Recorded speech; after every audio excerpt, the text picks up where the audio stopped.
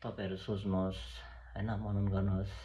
मैले पनि काम नगरेको होइन, म पनि नेपालमा पनि उत्तिकै म किसानको छोरो, उत्तिकै अर्को खेत गर्ने, 4 बिघा जति खेत गर्ने, अनि अब खेती गरिसकेपछि काम गर्नै पर्यो। त्यतिखेर ट्र्याक्टर थिएन। अब त्यही हो, बिहानभरि दिनभरि रातिसम्म पनि काम गर्नुपर्ने, नगरेको होइन गरेकै हो। त्यही हो, सास हुनुन्जेलसम्म आस हुन्छ भन्छन् हैन। तर आफ्नो शरीरले जबसम्म थाम्न सक्छ, जबसम्म गर्न सक्छ तबसम्म मात्रै गर्ने हो नि त। जस्तो अब मैले नेपालमा पनि गरेँ, काम गरेँ, किसानी काम गरेँ, किसानको छोरो किसानी गर्नुपर्छ। बाउ फर्निचरमा काम गर्नुहुन्थ्यो, त्यहाँ बुवालाई पनि सघाएँ, गरेँ, सबै कुराहरू सिक्दै गएँ, आफूलाई अपग्रेड गर्दै गएँ हैन। अनि त्यस पछाडि अब अलिक पढ्दै गएँ, कलेज लेभलहरू अब कलेज लेभलको पढाइहरू सकिँदै गइसके पछाडि फेरि जब गरेँ यता स्कुलतिर हैन। अनि अब एजुकेसन सेक्टरतिर गऱ्यो। सरकारी जब पनि गर्ने चाहना थियो, तर अब जस सबै कुरा चाहना भएर पनि पुरा गर्न सकिँदैन, आफ्नो घरको कन्डिसनले गर्दा पुरा गर्न सकिँदैन हैन। त्यही भएर म चाहिँ यता कोरिया आएँ। कोरिया आइसकेपछि पनि अरूकै काम गर्नुपर्ने, अरूकै खटनमा हैन।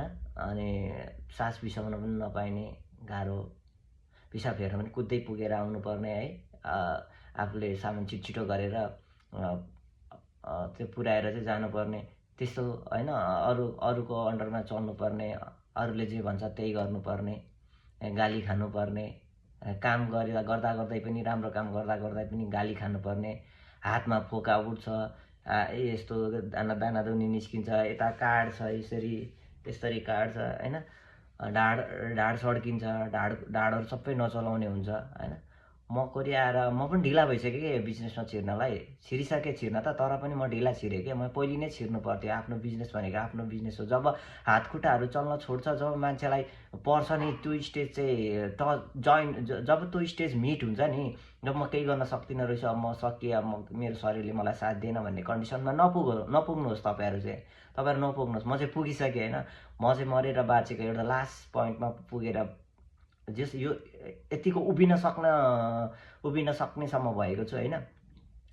सो म चाहिँ अब यस्तो काम गर्न सक्दिनँ। अब बिस्तारै गर्दै जाने हो। अब हातै छोड्न त मिल्ने, एकैचोटि सबै कुराहरू छोड्न मिल्दैन, यहाँ रुल्स एन्ड रेगुलेसन हुन्छ। सो बिस्तारै गर्दै जाने हो। सो तपाईँहरू पनि एकदम ध्यान दिएर सोच्नुहोस् क्या, यो कुराहरूलाई मनन गर्नुहोस् क्या। अहिले त रिष्टपुष्ट हुनुहुन्छ, तागतिलो हुनुहुन्छ होइन, शरीरले साथ दिइरहेछ, कुनै दिन कतिखेर साथ दिँदैन त थाहा हुँदैन क्या।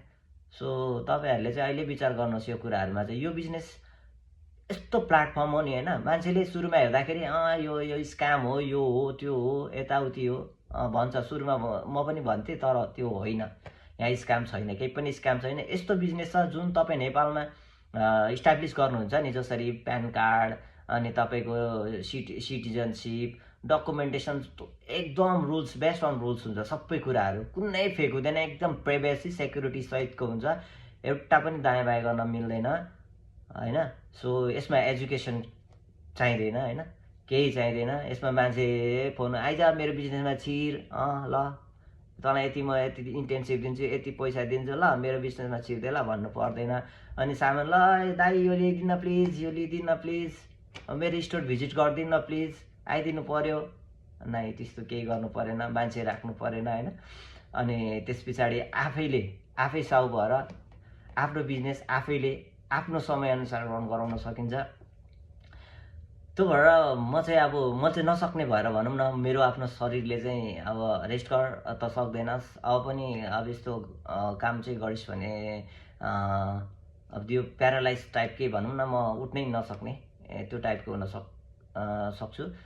त्यही भएर अब हेर्नु न, मैले काम गरेको हेर्नु, मेरो कामहरूको भिडियो हेर्नु, म कुनै भिडियोहरू हालिरहेको हुन्छु होइन। सो त्यो चाहिँ हाल्न त मन हुँदैन क्या कसैलाई पनि।